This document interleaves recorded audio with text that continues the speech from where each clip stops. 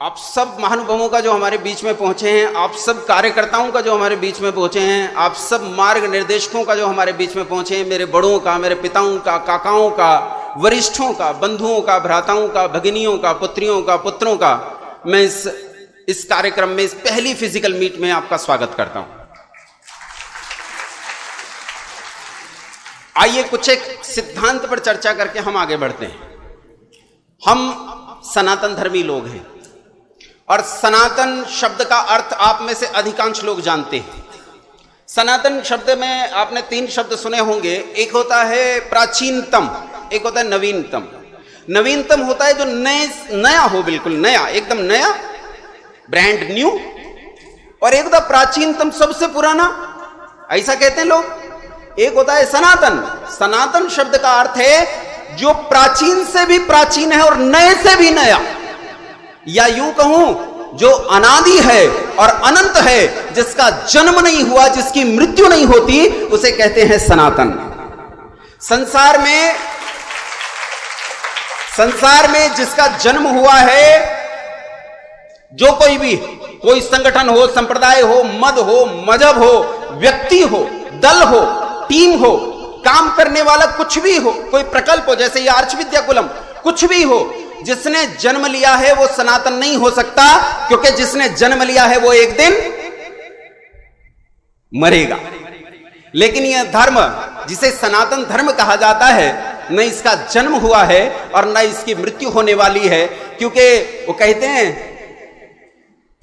श्री कृष्ण महाराज कहते हैं, जात से ही ध्रुवम मृत्यु, जिसका जन्म हुआ है उसकी मृत्यु निश्चित है। और कहते हैं ध्रुवम जन्म मृत सच्चा, जिसकी मृत्यु हुई है उसका जन्म हो जाता है। इसीलिए सनातन केवल 2 चीजें, कौन कौन सी?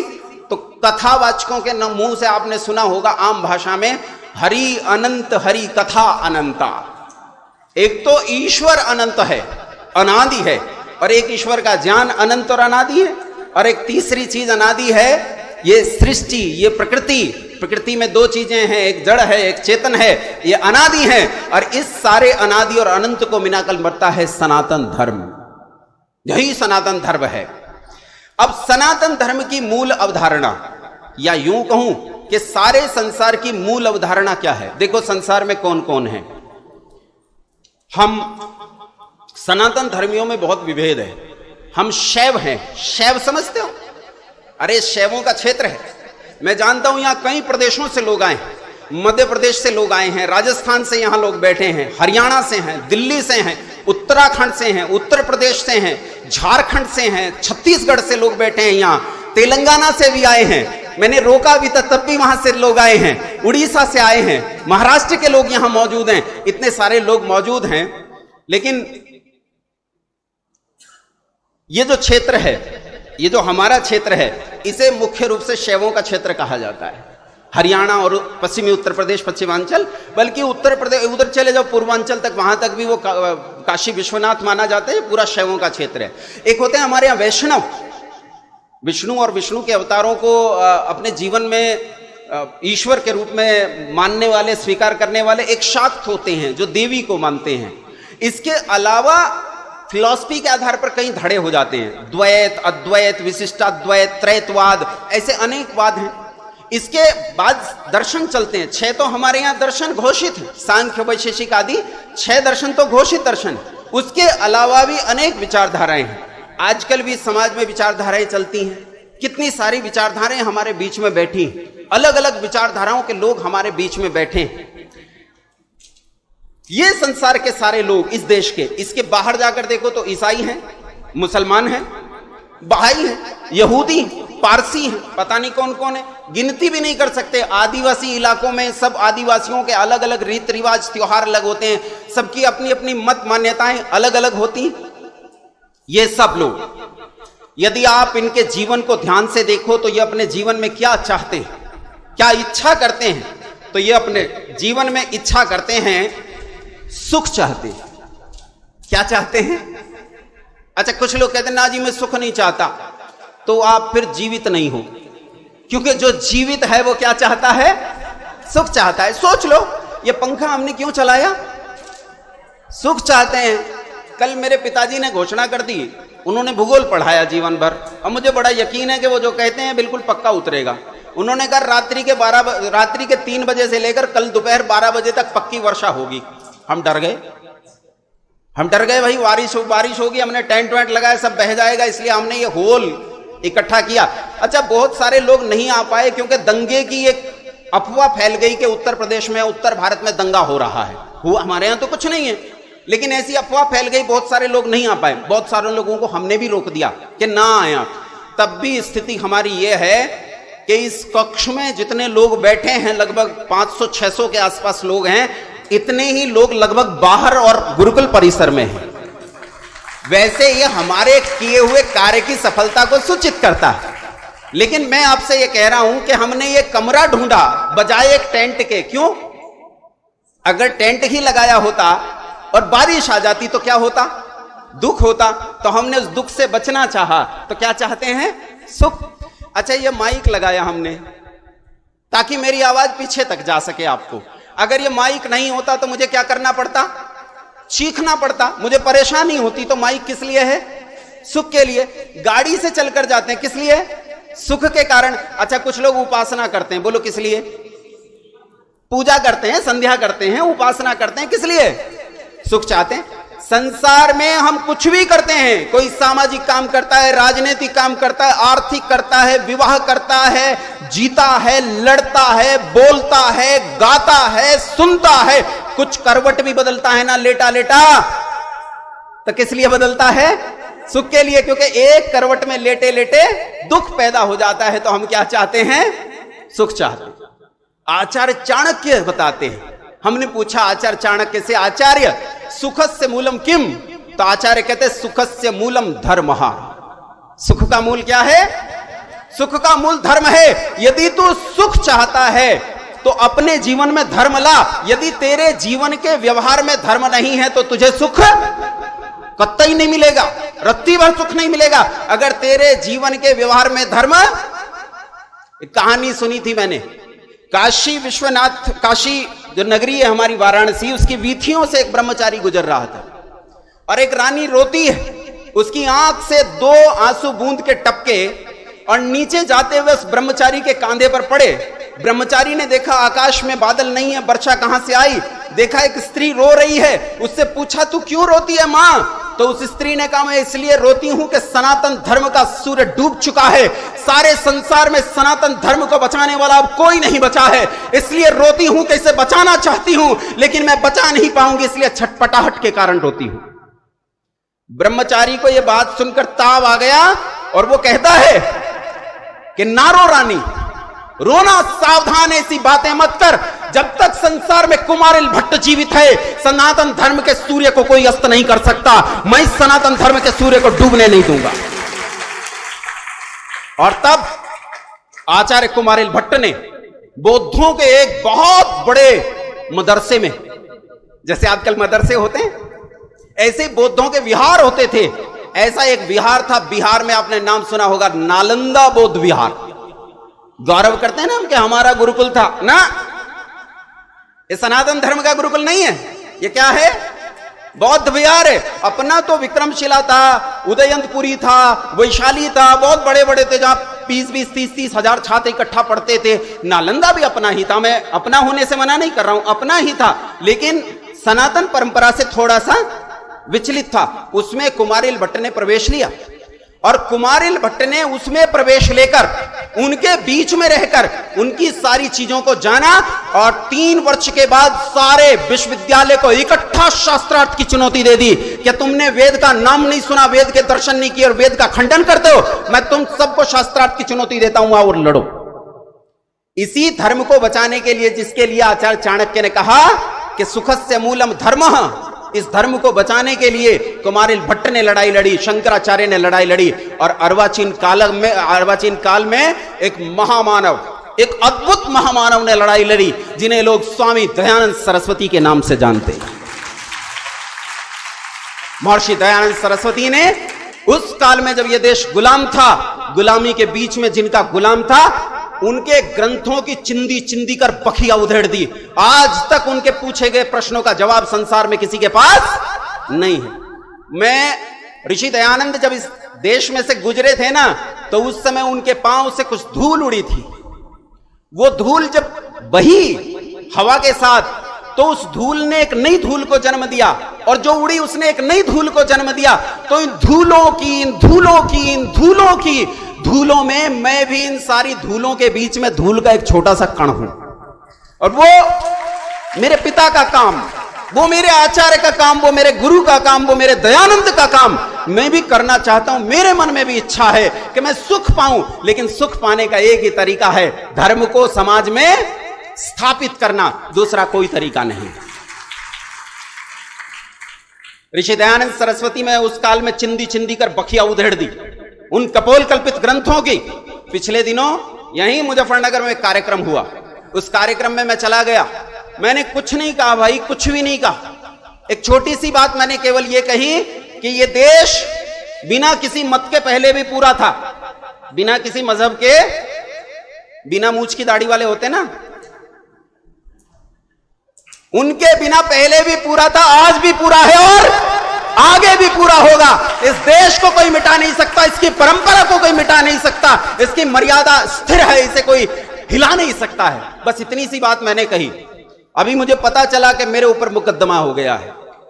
आज भी गिरफ्तारी की तलवार थी कि आज शायद गिरफ्तार कर लेंगे या कल गिरफ्तार कर लेंगे।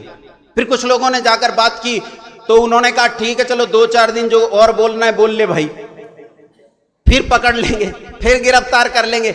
लेकिन ये तो छोटी मोटी बाधाएं हैं, ये तो सामान्य सी बाधाएं हैं, इनसे कोई फर्क नहीं पड़ता है। फर्क इस बात से पड़ता है कि मैं कितना काम कर पाया और कितना काम नहीं कर पाया। अब बात आती है इसकी कि हम इस समाज में, मैं बात करते करते क्षमा चाहूंगा, बाहर बहुत सारे सम्मानित लोग खड़े हैं और उन्हें भीतर स्थान नहीं मिल पाया है बैठने का, लेकिन वो बाहर खड़े हैं। मैं धन्यवाद भी दूंगा और उनका स्वागत भी करूंगा। यहां आप लोग बैठिए नीचे। यहां 2 चीजों पर हम लोगों ने काम करना स्थिर किया था जब हमने काम करना शुरू किया उसके बाद से, और वो स्थिर किया था 2 चीजों पर। देखिए देश की दशा क्या है, जरा सा रिलेट करूंगा। हमारे विशिष्ट अतिथि हैं, मुख्य अतिथि हैं, क्योंकि वो उन कक्षाओं में नहीं रहे, तो छोटी सी चीजों को रिलेट करने की कोशिश करूंगा। मेरा यह देश जो कहां से कहां तक, कहां से कहां तक, अटक से कटक और कश्मीर से आज इतना है।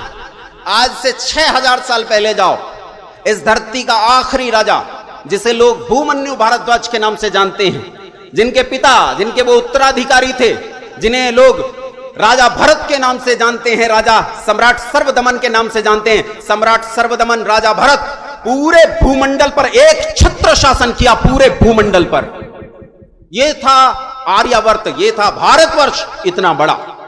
लेकिन घटते घटते कटते कटते, आप इतिहास उठाकर पढ़ो, आपको अमेरिका का नाम मिलेगा अश्वक्रांत, आपको यूरोप का नाम मिलेगा हरिपर्व, आपको दुनिया के हर देश का नाम मिलेगा। और महाभारत का युद्ध उठाकर पढ़ो, महाभारत के युद्ध में आज्ञानुसार दुनिया के सारे राजा एक लेटर पर युद्ध करने के लिए दोनों सेनाओं में से किसी ना किसी धड़े में आकर खड़े हुए थे। इसका क्या मतलब था? टैक्स किसे देते थे? हमें टैक्स देते थे, हमारे हिसाब से चलते थे। लेकिन आज हमारी हालत यह है कि एक लड़की ने अगर टीवी पर बैठकर सच बोल दिया तो हमें बैकफुट पर जाना पड़ा, हमें बैकफुट पर जाना पड़ा, हमें बैकफुट पर जाना पड़ता है। ताकतवर नेताओं को भी बैकफुट पर जाना पड़ता है। आश्चर्य की बात तो यह है, कमजोर की तो कथा क्या कहूं।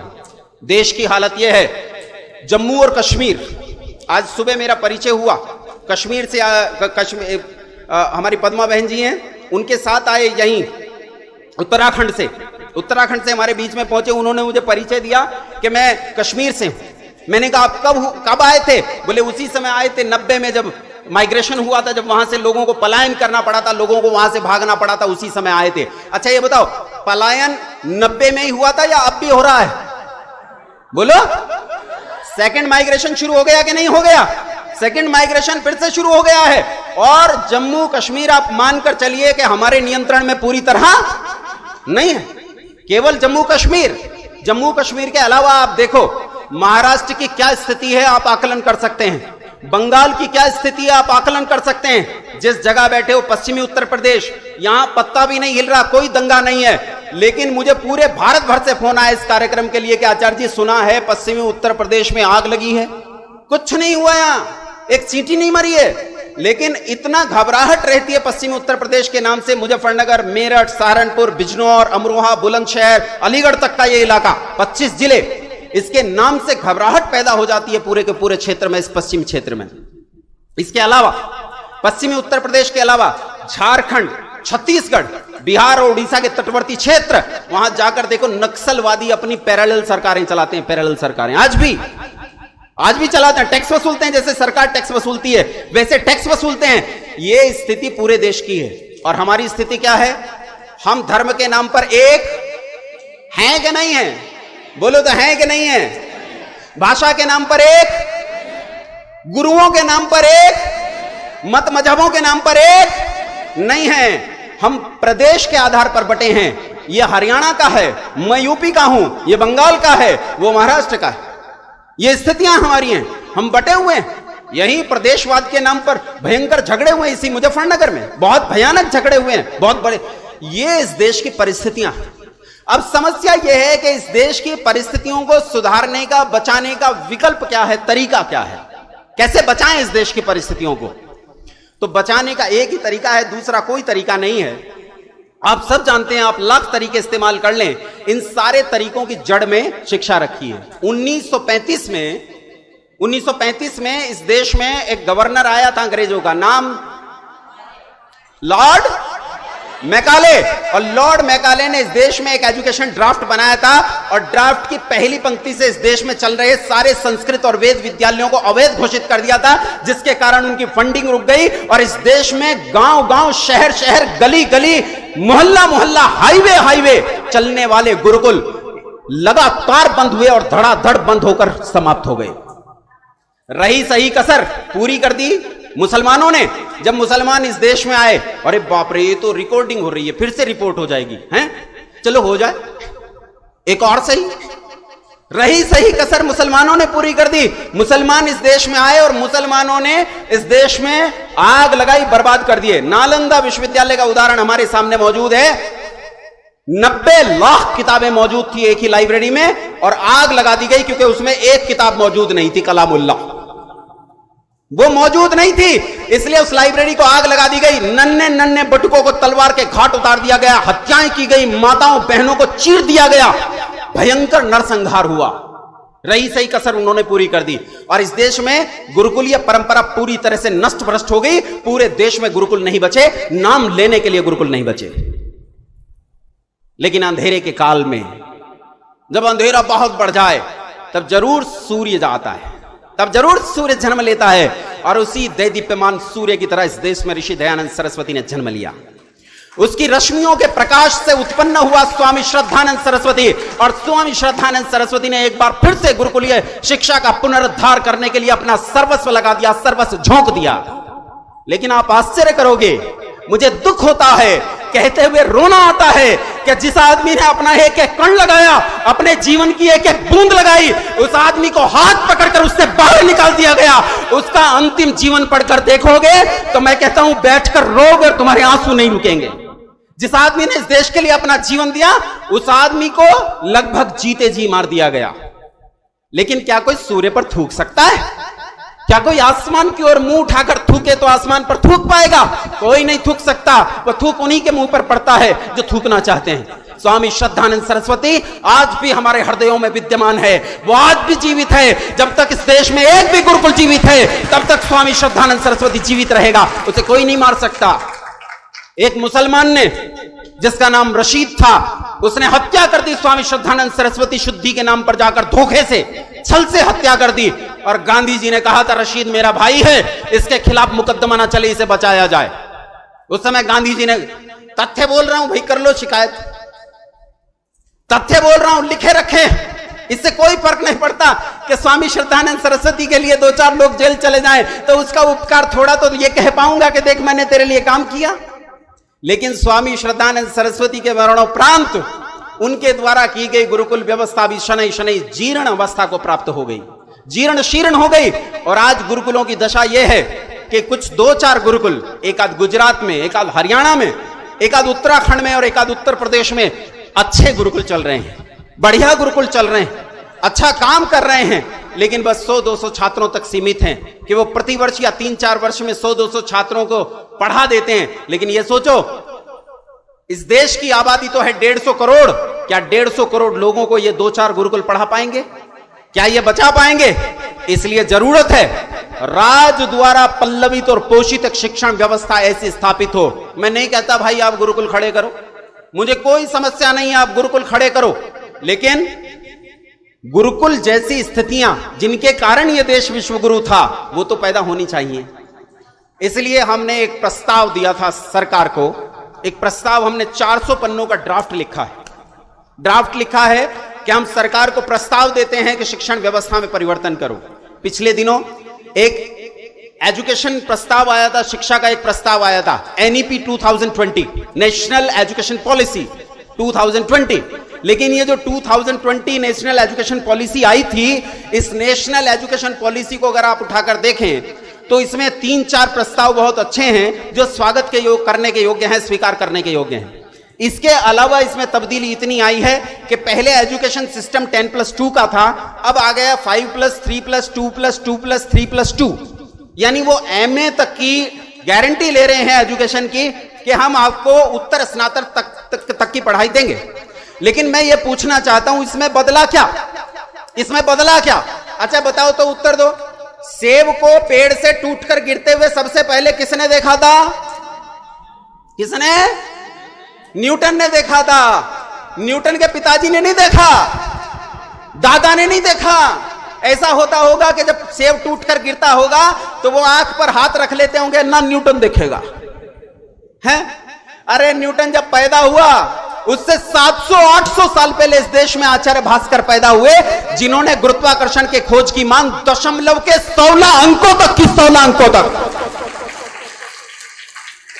जिस कैलकुलस को लेकर सिर पर घूमते हैं ना, वो कैलकुलस मेरे देश की जमीन में पैदा हुआ। जिस अलजेब्रा की बात करते हैं, जिस ट्रिग्नोमेट्री ज्योमेट्री की बात करते हैं, वो मेरे देश की मिट्टी में पैदा हुआ। जिस क्वांटम फिजिक्स की बात करते हो ना, वो तो मेरे बड़े बुजुर्ग और मेरे बालक घर में संध्या करते हुए रोज उस क्वांटम फिजिक्स के साथ खेलते हैं। रोज कहते हैं ऋतंच सत्यं चाभिधा तपसोध्य जाय ततो रात्र जाय ततः समुद्रो रणवः समुद्रादर्णवादधि संवत्सरो अजायत अहोरात्राणि विदधत विश्वस्य मिषतो वशी। धरती को चपटी बताने वाले हमें शिक्षा देंगे, सूरज धरती के चारों ओर घूमता है ये विज्ञान देने वाले हमें शिक्षा देंगे, लेकिन अपने चारों ओर देखो, यही तो शिक्षा देते हैं। ईमानदारी से बताओ, क्या आज इस देश में गली गली, मोहल्ला मोहल्ला, शहर शहर, गांव गांव, नुक्कड़ नुक्कड़, चौराहा चौराहा मदरसों की बाढ़ नहीं आई हुई है? बोलो। अच्छा ये बताओ, मदरसे में धरती सूरज के चारों ओर घूमती है कि सूरज धरती के चारों ओर घूमता है? वो हमारे एक बहुत अच्छे गायक हैं सहदेव सिंह जी, वो कहते हैं बालक स्कूल में गया तो अध्यापक ने पढ़ाया कि धरती सूरज के चारों ओर घूमती। शाम को मदरसे में गया, मौलवी साहब ने कहा मूर्ख क्या पढ़ाया, सुबह बता सूरज कहां था? उसने कहा महाराज सुबह इधर था। बोले अब कहां है? बोले सिर पे। बोले शाम को कहां होगा? बोले उधर। बोले क्या घूम रहा है? बच्चे ने कहा सूरज घूम रहा है, सूरज घूम रहा है। बोले यही तो लिखा है कलामुल्लाह में, यही तो लिखा है खुदा के कलाम में, वहां लिखा है सूरज धरती के चारों ओर घूमता है। इंस्पेक्शन पैनल में इंस्पेक्टर आए, उन्होंने पूछा बच्चे से कि बताओ बेटा ये नक्षत्र कैसे घूमते हैं? बच्चे ने कहा जी ये बहुत अजीब तरह से घूमते हैं। उन्होंने पूछा क्यों? बोले जब स्कूल जाता हूं तो धरती सूरज के चारों ओर घूमती है, लेकिन जब घर आता हूं तो सूरज धरती के चारों ओर घूमने लगता है। ये हमें शिक्षा देंगे, ये हमें एजुकेशन देंगे, ये हमें बताएंगे कि कैसे पढ़ा जाए और कैसे पढ़ाया जाए। हम जिन्होंने कैलकुलस को जन्म दिया, ट्रिग्नोमेट्री, जिन्होंने बायो इन्फॉर्मेटिक्स और बायोटेक्नोलॉजी को जन्म दिया, मैं आपसे उत्तर चाहता हूं, उत्तर देना, चुप मत रहना। आज श्रीलंका से भारत के किनारे की जो दूरी है आज 48 किलोमीटर है। आज उस समय कितनी थी जब भगवान राम ने पुल बनाया? मुझे नहीं पता, लेकिन मैं आपसे पूछना चाहता हूं अगर भगवान राम ने केवल 50 किलोमीटर लंबा भी पुल बनाया हो जितना आज है, जो दुनिया में आज तक अत्याधुनिक टेक्नोलॉजी के साथ कोई नहीं बना सका, यदि वो पुल केवल इतना ही हो जितना आज है, तो मुझे बताओ भगवान राम ने सिविल इंजीनियरिंग पढ़ी थी कि नहीं पढ़ी थी? बोलो जी। मैकेनिकल इंजीनियरिंग पढ़ी थी कि नहीं पढ़ी थी? जियोलॉजी पढ़ी थी कि नहीं पढ़ी थी? ओशन साइंस पढ़ा था कि नहीं पढ़ा था? जरूर पढ़ा था, तभी तो पुल बनाया। और कहां पढ़ा था? कौन से कॉन्वेंट स्कूल में पढ़ा था? कौन से इंजीनियरिंग कॉलेज में, कौन से मेडिकल कॉलेज में चिकित्सा पढ़ी थी सुषेण वैद्य ने? कहीं नहीं, इन्हीं गुरुकुलों में पढ़ाई जाती थी। लेकिन आज मुझे गुरुकुल शब्द पर जिद नहीं है, लेकिन मैं कहता हूं जो समग्र व्यवस्था है, उस समग्र व्यवस्था को आप क्यों खड़ी करना नहीं चाहते?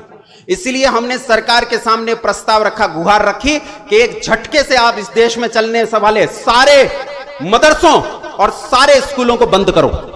ये जितने स्कूल हैं ये ईसाईयत पढ़ाते हैं, और जितने मदरसे हैं वो तो पता नहीं क्या पढ़ाते हैं।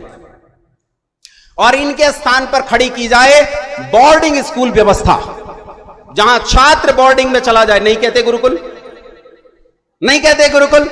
पढ़ाओ तुम +2 में ही, पढ़ाओ 5+3+2+2+3+2 पढ़ाओ इसी में ही, लेकिन आप बोर्डिंग स्कूल व्यवस्था खड़ी करो। और इस बोर्डिंग स्कूल व्यवस्था में संस्कृत शिक्षा प्रथमावृत्ति तक, कम से कम प्रथमावृत्ति मतलब जो प्रारंभिक संस्कृत होती है वहां तक की, कम से कम 12वीं कक्षा तक की संस्कृत और सैनिक शिक्षा, ये 2 शिक्षाएं बोर्डिंग स्कूलों में अनिवार्य रूप से लागू करो, अनिवार्य रूप से लागू करो।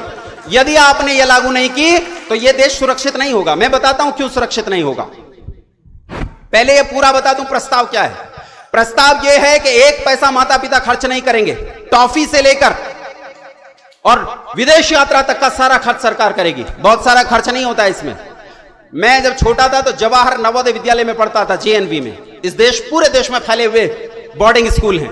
एक बोर्डिंग स्कूल बनने में 20 करोड़ रुपए का खर्च आता है। 4000 विधानसभाएं हैं, थोड़ी ज्यादा हैं, 4000 विधानसभाएं हैं, 80,000 करोड़ रुपए का खर्च आता है। बहुत बड़ी बात नहीं है। 80,000 करोड़ रुपए का तो कॉमनवेल्थ घोटाला कर लिया हमारे यहां, 80,000 करोड़ का। बोलो ज्यादा है क्या? ज्यादा है क्या? अगर पूरे देश में जो वर्तमान इंफ्रास्ट्रक्चर है उसे मिलाकर नई चीजें जोड़ी जाएं तो इस देश में खड़ा किया जा सकता है मुश्किल से 4 लाख करोड़ रुपए में पूरे देश का एजुकेशन सिस्टम बदला जा सकता है। यह बहुत बड़ी बात नहीं है, सोचने और माइंडसेट तैयार करने वाली बात है। क्यों जरूरत है इसकी वो बताता हूं। इस देश में 40 करोड़ लोग रहते हैं। कितने रहते हैं? मान गए तब तो सब लोग। कितने लोग रहते हैं? कितने? ये कहती हैं 140 करोड़ रहते हैं, पद्मा बहन जी कह रही है 140 करोड़ रहते हैं। मैं कहता हूं इस देश में 100 करोड़ लोगों के साथ साथ 40 करोड़ लोग रहते हैं। अब भी समझे कि नहीं समझे? या मुकदमा करवा के समझोगे? गिरफ्तार करवा के समझोगे? हां 140 करोड़ रहते हैं भाई, लेकिन यूं कहो कि 100 करोड़ के साथ कौन रहते हैं? 40 करोड़ रहते हैं। और ये 40 करोड़ क्या करते हैं?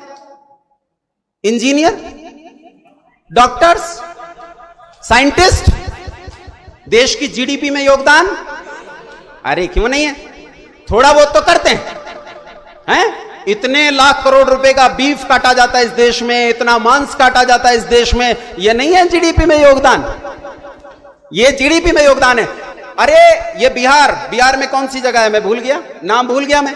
वहां जो देशी माउजर और देशी पिस्टल तैयार होते हैं, जीडीपी में योगदान नहीं है।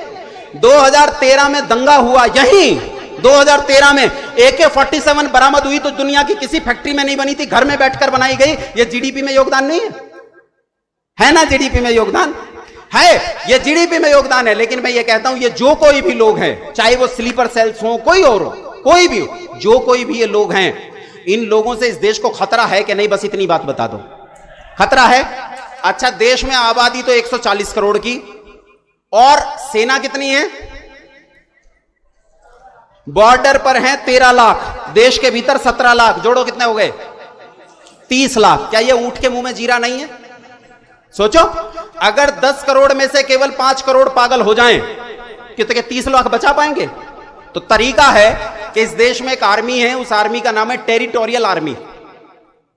टेरिटोरियल आर्मी एक अवैतनिक सेना है। इस अवैतनिक सेना को 10 करोड़ की संख्या तक बढ़ाने की जरूरत है। लोग इस देश में मौजूद हैं, देशभक्त मौजूद हैं, जो इसमें काम करने के लिए तैयार हैं। ऐसा नहीं कि काम करने के लिए तैयार नहीं है, काम करने के लिए तैयार हैं। पहला नाम मेरा लिखो, मैं रजिस्टर में लिखवाता हूं, मेरा नाम पहला लिखो। मैं 43 साल का हूं, तब भी मैं वहां जाकर लड़ने के लिए तैयार हूं, झगड़ा करने के लिए तैयार हूं, बंदूक उठाने के लिए तैयार हूं। यहां से कुछ लड़के तैयार हो सकते हैं कि नहीं अवैतनिक सेवाएं देने के लिए? झूठ मूठ तो हाथ नहीं उठा रहे हो। वैसे दंगों की अफवाह के बाद भी जो यहां आए हैं वो झूठ मूठ हाथ तो नहीं उठा रहे हैं, वो तो सच्चे हाथ उठा रहे हैं। 10 करोड़ की अवैतनिक सेना खड़ी की जा सकती है। अभी एक परसों अग्निपथ नाम से एक स्कीम आई तो मेरे पास कई फोन आए कि आचार्य जी जो आप मांग कर रहे थे पिछले 1 साल से वो हो गया। मैंने कहा जरूर कुछ लाभ होगा, लेकिन ये तो आंशिक भी नहीं है, ये तो आंशिक भी नहीं है। लाख लोगों को पर एनम हम अगर प्रशिक्षित कर भी दें तो देश का पूरा पटने वाला नहीं है, क्योंकि ये मानकर चलना 30 साल में आपकी हालत यूक्रेन वाली होने वाली है। 30 साल के भीतर नहीं जगे तो मरोगे या मार दिए जाओगे। इसलिए जरूरत है कि बोर्डिंग स्कूल तैयार किए जाएं जहां बच्चों को मजहबी शिक्षाओं से हटाकर विज्ञान पढ़ाया जाए, उन्हें क्वांटम फिजिक्स पढ़ाया जाए, उन्हें फिजिक्स पढ़ाया जाए, उन्हें केमिस्ट्री पढ़ाई जाए, उन्हें गणित पढ़ाया जाए, उन्हें वो मूलभूत शिक्षा पढ़ाई जाए जिससे एक व्यक्ति के मस्तिष्क का पूरा विकास होता है। उसकी जरूरत है। इसलिए हम सरकार से आग्रह करते हैं कि इन विद्यालयों को तत्काल प्रभाव से बंद करे, सारे मदरसे सारे स्कूल बंद हो और इनके स्थान पर मैं भी बंद कर दूंगा अपना गुरुकुल भाई, मुझे आपत्ति नहीं, बंद कर दूंगा। सरकार व्यवस्था दे हमें ऐसी, इन सारे बोर्डिंग स्कूलों में सैनिक शिक्षा और संस्कृत शिक्षा को अनिवार्य रूप से लागू करे, क्योंकि यदि इस देश की संस्कृति नहीं बची तो यह देश नहीं बचेगा। इसी को ध्यान में रखते हुए हमने आर्ष विद्याकुल का ये प्रकल्प शुरू किया था। जब शुरू किया उस समय कोई नहीं जानता था कि आर्ष विद्याकुलम क्या है।